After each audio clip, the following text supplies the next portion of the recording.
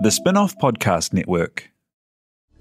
This is Kiwi is back for a brand new season with more inspiring kōrero from special guests including rugby player, father and role model TJ Perenara. My family bring me joy. Rugby brings me joy too, but it's not the same joy as my family brings me. And global dancer and choreographer Kirsten Dodgen. For some reason, people think I'm very intimidating. Listen to the new season of This is Kiwi, brought to you by the Spin-off Podcast Network in collaboration with KiwiBank. Available now wherever you get your podcasts. This episode is brought to you by Snapple. Want to know another Snapple fact? The first hot air balloon passengers were a sheep, a duck, and a rooster.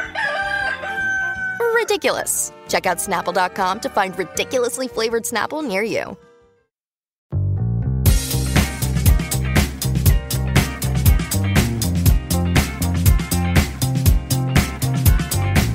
Kia ora koutou, welcome to The Real Pod. We have just seen the final of Traitors, which I didn't even realise was happening, even as I sat down to watch the second to last episode. It really wasn't very well flagged in advance, was it? It just stopped. It just stopped too fast. I easily could have done another couple of weeks of this show. Yeah. That's just a note for producers.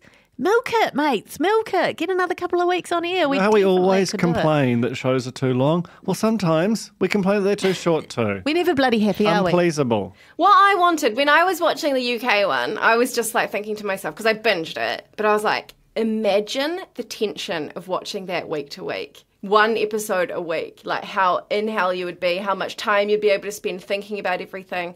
I just feel like the 2 a week just kind of burned through it way too fast. It went so fast. It's just how we make TV in New Zealand. Hey, I'm Jane Yee. I'm joined by Duncan Greive and Alex Casey. Thank you very much for subscribing to our paid version of Substack. So nice. So nice.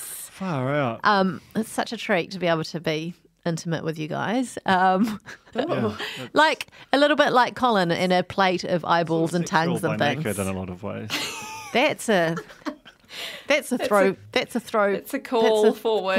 No, it's call back. It's call back. It's call back. I did it. It's call back. It's a call back. I thought I'd executed it properly. Yeah, good. Okay, anyway. Nailed it. That's what you come here for. Do we want any real news before we get into Traitors or not? A little bit, just a smidge. Okay, just a sprinkling of real news. Okay, here we go.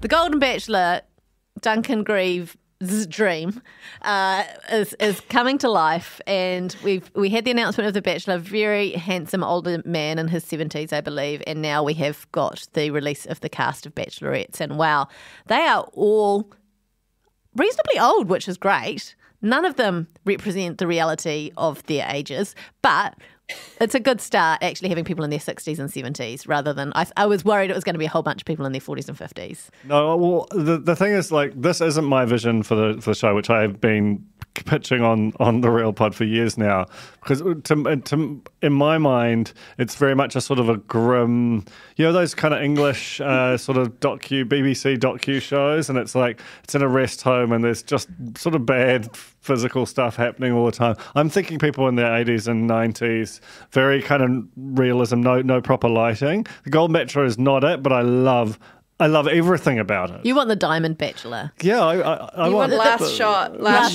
Last Shot at Love. That's my name. It's also Last Shot at Love / and maybe life. The risk of losing someone during some of the eliminations are are by God smiting them.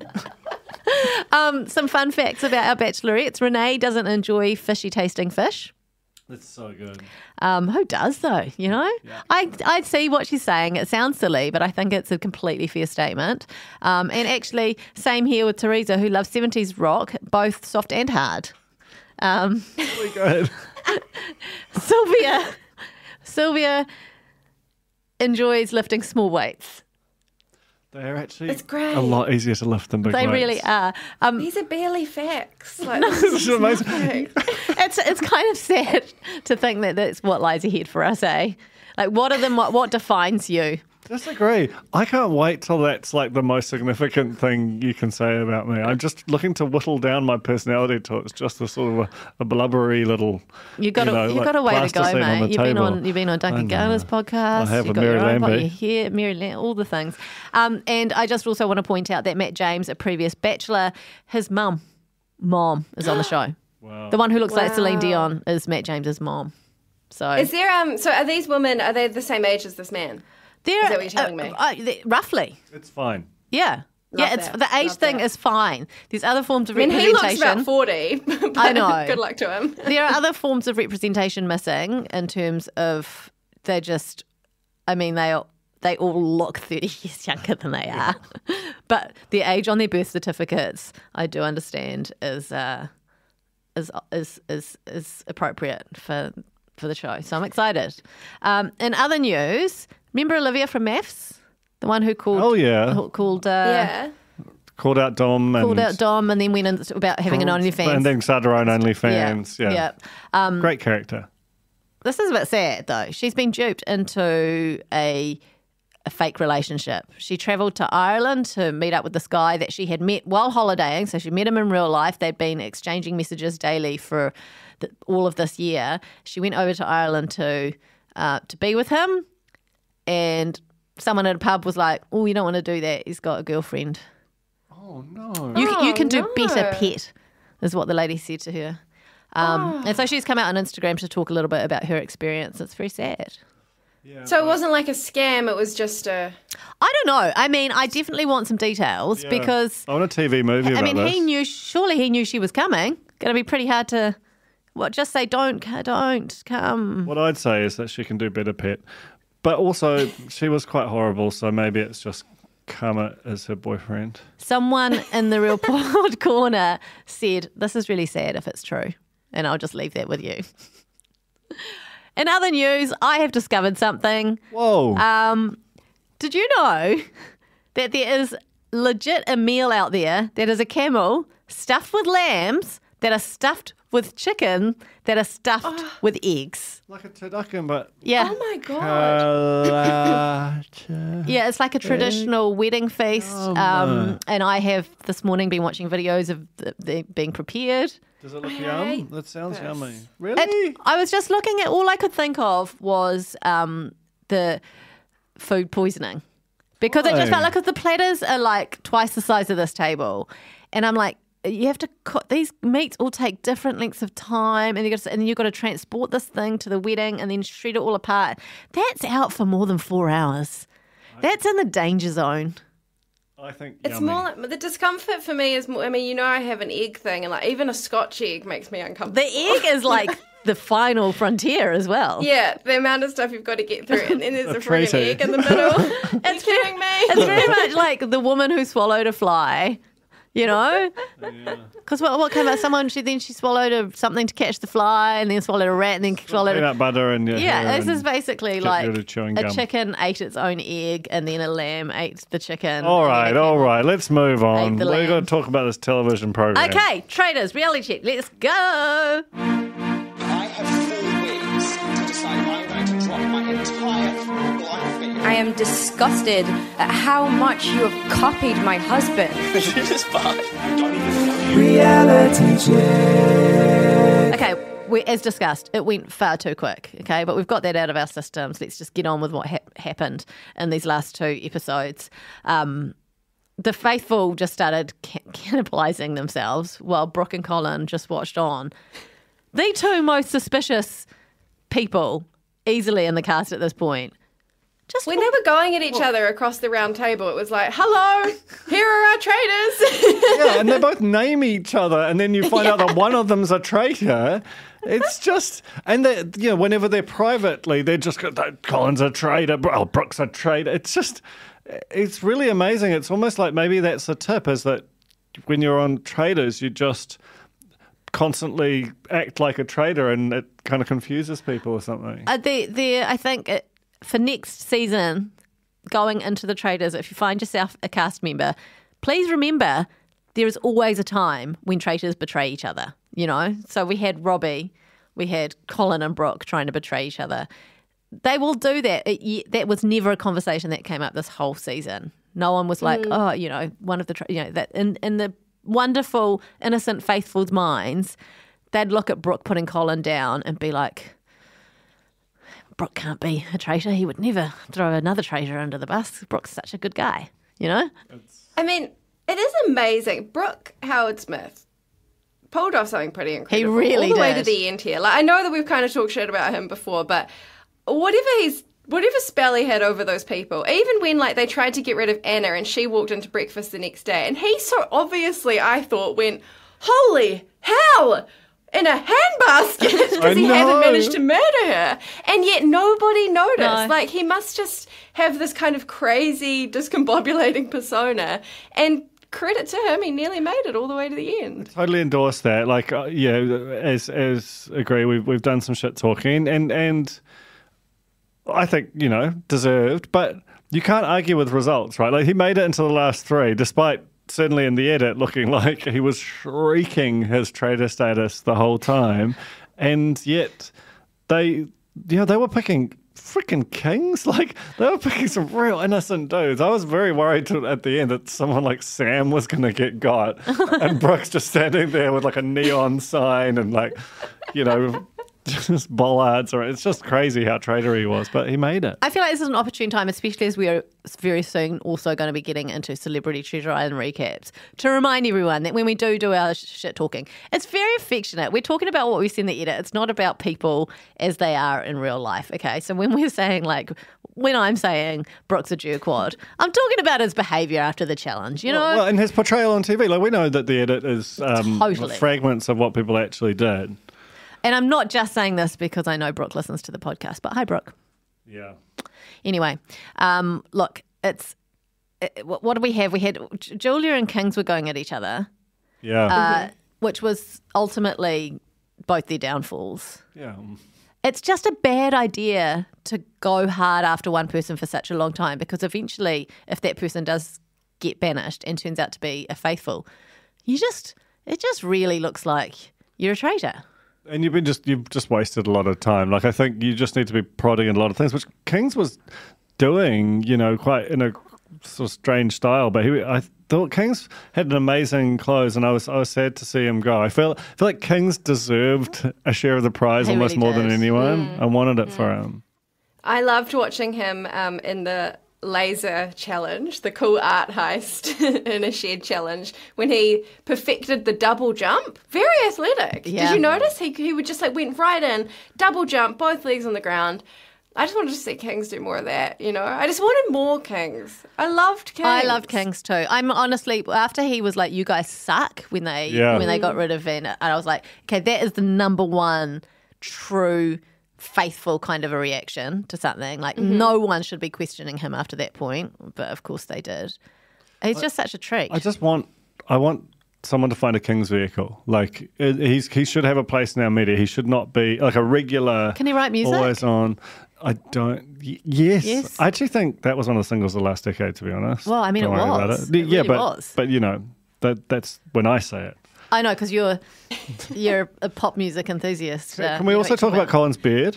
Like, how did it suddenly grow so big and bushy and square seemingly in like 2 days? Like, it really does something. Like, if you go back and watch it, it goes from just kind of quite sort of svelte and kempt to just this big blocky Ivan the Terrible. It's a freaking crazy thing that happens to his beard. What a man. We have lots to talk about when it comes to Colin. Should we do that now? I was just going to say, could that be because for the finale, he, you know, clearly like his hair was concealed. He was wearing this beautiful, long, sort of elaborate turban. He said he was dressed for a funeral. But I wonder if, like, when you take his hair away, maybe that adds to the beard Funkiness. volume. It's like those magic eye puzzles. It's just a, what do you call it, optical illusion type thing. It could be. Okay, Brooke is just for Brooke. As a sidekick or a partner in crime, there's just nothing. Man, he's cold. He's cold. His one-liners, just even his 2 and 3 liners, all so good, so good. Like, just incredible casting. Can we just talk about also Julia's outfit? I know we will get on to Colin, but I have to talk about the outfit for the laser mission. And she's like, I didn't wear the right outfit for this mission, right? She's wearing a cocktail. An evening gown, yeah. A short cocktail dress. That's not the right outfit for any mission. When you think about all the missions they've had so far, was she like, I know what I'm going to wear. This would have worked well in other missions, so it will serve me well now.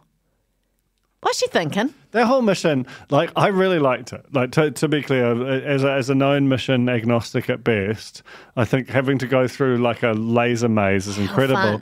But then I feel like Paul Henry, who obviously incredible performance on the show, he sort of botched the framing. Like, because he's like, I've got to make some space in my collection for some new curios.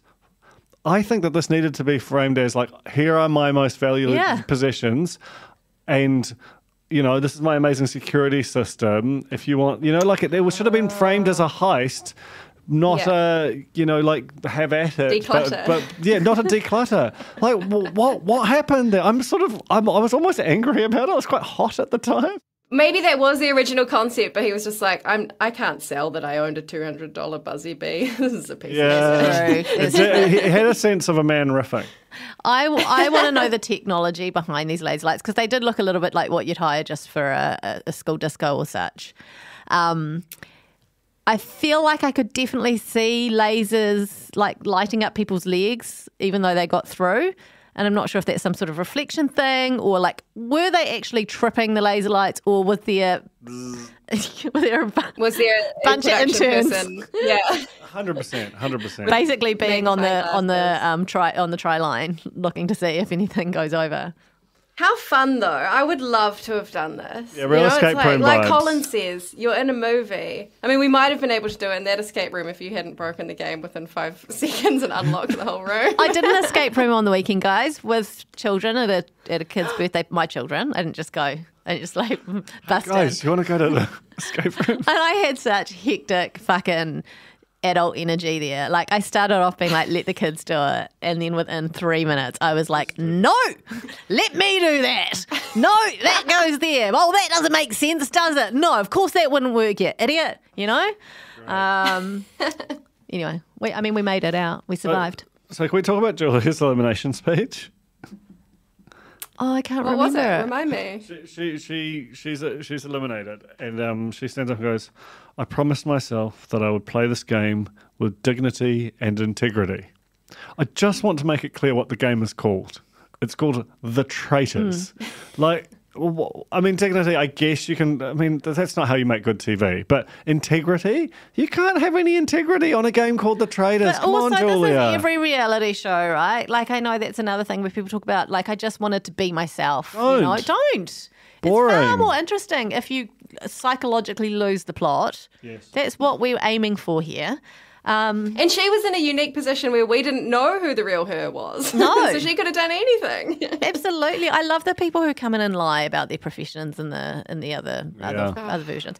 We didn't talk about Kings getting banished, even though we we've alluded to it. I just don't want to talk. It's too sad. Just before he was banished, there was a heartfelt chat in the room about kind of why everyone was doing this. We actually did discuss.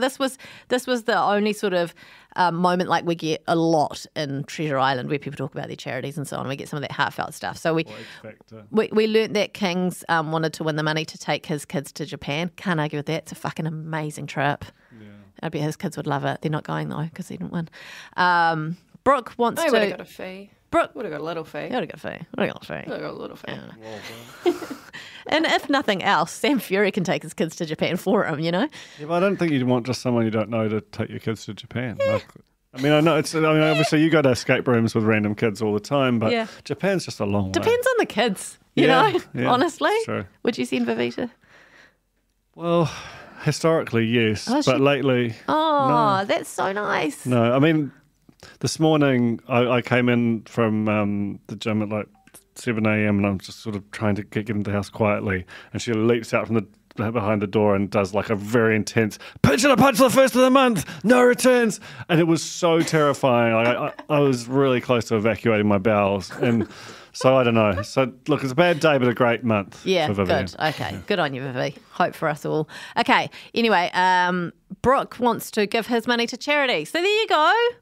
Yeah, okay. Nikki Grateful for that. but so Nikki was close listening to Brooke. Nikki's got a real problem with Brooke, my wife Nikki, and she was like, he basically phrased it in a way it was like give some money to charity. Like there was whether it was the whole prize remained ambiguous, and I thought that was kind of telling. And also like that's fine. Any money is nice. You know. Yeah. But Okay. well. Both Julia and Anna talked about I can't really remember what they said. Something about being a good example. It didn't actually relate directly to the money, did it? It was sort of like coming on the show and showing, they could do challenging things. Yeah, getting over your self-doubts and stuff. Sam I don't Smith even had a remember hearing one. much from Anna. I mean, Sam Smith is, saying he wants to prove he lives with a disability, wants to prove that to his cute kids. and nice. Sam Smith is just such a hero. What a hero. But it was Colin who stole the show of that emotional chat. I mean, it was sort of like he was listening to everyone and just getting ready, and then the man just crumpled and started crying and talking about, he lost his mum during COVID and all this stuff. And it was like, I sort of just wish we had got to know a little bit more about them earlier, in terms of that sort of stuff, because it really, really hit home. Yeah. And did bring all those stakes and all that stuff that we've kind of wanted the whole time. And Colin, famously is, for all his flamboyance and ubiquity, is a very private person. Like, he doesn't actually really talk about his life that much. No one knows the real Colin. No one knows where he goes or what he thinks of the places he goes. I have exchanged a couple of Instagram messages with him in very recent time, and the last one he sent me was one of his classic, just him modelling to the camera, and it was one of the ones that just he didn't say anything. It's just him giving a look to the camera, and then it's one of those little bomb Instagram ones. Like, I can't replay it; it's gone. And that I feel like is Colin summed up. Is he's giving so much and yet nothing at all. He's such a mystery to me, but I adore him, and we always knew he was great. But now after fucking sitting down and just hoeing into eyeballs and tongues. Can we get him on some Patricia Arnold? Was a bit too sort of, he couldn't sleep on a camp bed. He would do it. Would he? Yeah. I don't think he'd do it. I don't think he'd do it. I think he likes the lavish, Yeah, he's a luxurious. I think he'd do it. I think he'd do it. I do. The man ate freaking eyeballs and went yum. Wow. Like yum. That yum, was delicious. an incredible performance from him. It was honestly. It made me want to eat that. Really? That's crazy. The way he was just I was like, delicious. It looks like chef's table or something when Colin does it. It made me believe I could. It didn't make me want to. It made me believe that I didn't think it was possible for anyone to sit down and just kind of looked all raw. It looked like just like they had literally just got Traitors No. 2 sheep and went at it, and then popped it down. Yeah, but then it didn't look quite real, especially with one of them was an eyeball, right? Mm-hmm. Yeah. Because I ate a fish eyeball once, just for a sort of a lark, and it was very hard and crunchy and just relax. sort of gelatinous and just really horrible. And that's like a tiny, thin little thing. Like that was just a big, bally eyeball. I need to tell you about something, because this is on topic but off topic. Oh, yeah. So my son goes to a gifted school one day a week because he's a genius, okay? What about it? Anyway, they have been invited by Auckland University to go into one of their labs where they do some things. And in the email they sent home letting us know about this field trip, they're like, just so you know, the kids can't touch anything. There will be brain slices on display. And we're not talking lambs, I don't think. I think we're talking Human. Human brain. Human brain. Like sashimi. What's wrong with that? Ah! Would you go happily into a lab as an 11-year-old? Is it touchable or is it behind a glass? No, I don't know. It'll be in glass. I think it's fine. Beautiful art piece. Oh my God. Are you happy just to see a slice of human brain on a field trip? Yeah. Can we move on to the big question, which is what challenge of this would you least like to do of the 4 challenges? Oh my God, the tattoo, the humongous tattoo. I'd have got the tattoo. Would you? Yeah, you would. I would have just... Because you've got that Celebrity Treasure Island one, right? Yeah. Yeah, it's just a great big picture. huge It's just piece a great across your whole picture of back. Maddie McLean on my back. Yeah. No, I think because this is such a once in a lifetime experience. I feel like, you could commemorate that. You could have that as part of, one of your cool memories that's tattooed on your skin somewhere discreet. I think the maggot and giant cockroach challenge is yuck. I'd struggle with that. I'd struggle with that and the eating. I think that I like either of those two. I think I'd probably just no. The cold one, I thought she would die, and then when I realised it was a therapy thing, it seems fine. Like that's people pay to do that. People pay like $150 to do that to get well or whatever. That's just like a beautiful day at the spa. Yeah. I actually loved watching Brooke Hart-Smith in the Maggot Challenge. It actually really endeared me to him. Yeah, me too. Because he just absolutely lost it. Like you could tell he was genuinely like really, really freaked out. And the way he was screaming, and then when he's like, the cockroaches are very active. And just the idea it was so funny. Of maggots crawling into your orifices. No, thank you. No, thank you. Awful. And 3 minutes, such a long time. Ages. Oh, so gross. I think I could do it. What about the haircut? Yeah, I'd do the haircut. Oh, the haircut was sick. I was like, Sam, what are you complaining about? That's a cool look for you. Yeah, and now you wearing a fedora always. Like that's a whole nother thing now. It's great. And it does explain why potentially in earlier interviews now he was wearing that fedora curiously. Maybe they were like, pickups from post-monk haircut. God. Yeah, see, the monk haircut's the kind of thing I would get as a funny commemoration of the show. The giant tattoo, I just can't get over it.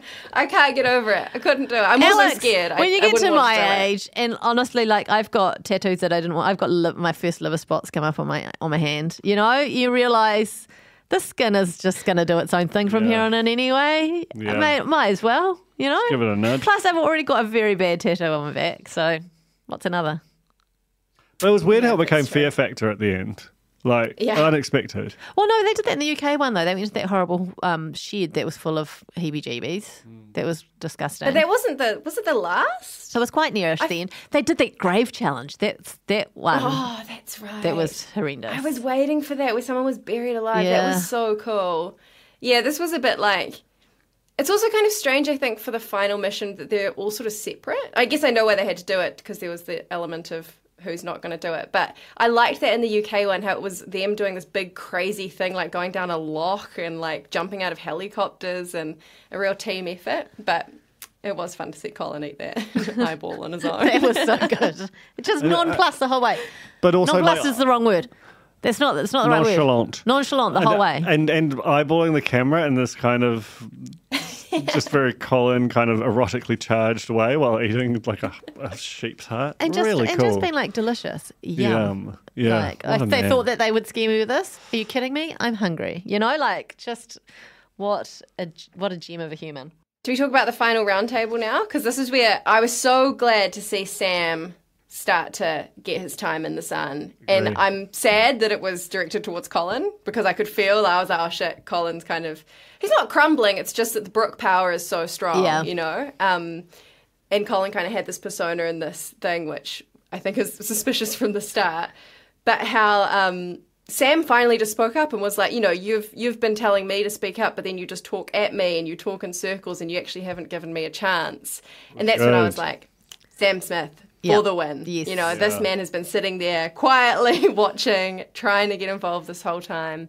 And unfortunately, it meant that our Colin had to be banished.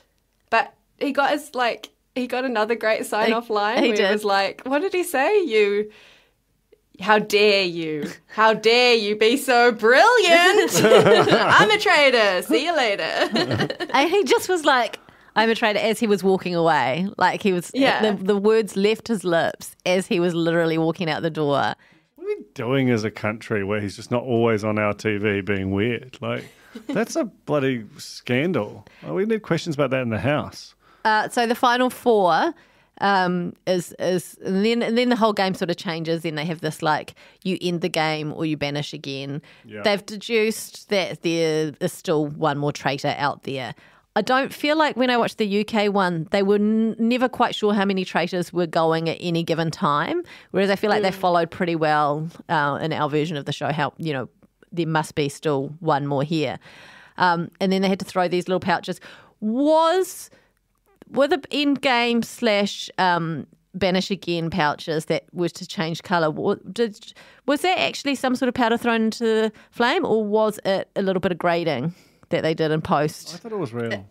I think they gave old Richard Taylor at Weta a call for that one, and he put a lovely red light someone over runs it. over with a bit of cellophane over the camera. It just felt like You'll notice everything was red. Yeah, I was going to say, it Just the felt like it flame. wasn't just the flames. Oh, really? There wasn't like different intensities. It was just one sort of shade of red over the whole frame. Just as But it does New make me wonder, Zealand. like, unedited, what did it look like then? Was the ceremonial pouch just nothing, or was it like kind of just a botch that didn't really work in the moment? or was it just like a word from production? Hey, look, it's going to look great on the telly, but how we're going to play it here is we're just going to say what each of you've chosen. Anyway, I do love it. The ritual of it, the I know. drama. I mean, chills the entire time through this final fire pit thing. It's so freaking tense and has this weird, like, you know, pagan-y kind of Wicker Man feeling, even though it's like in this hyper-modern fire pit and he's wearing a hat and everything. They banish again. Of course they do. They need to smoke out the traitor, and they get rid of Julia. Poor Julia, she made it so I know. close. In a And normie. a normie. Yeah. So unfair. Bless. She's an influencer, by the way, I've discovered. I figured that she would be. It wasn't like you just find this like ex-cop Yeah. looks like that and just put her on the TV from like the phone book or something. Yeah, no, she's an influencer. Still technically a normie.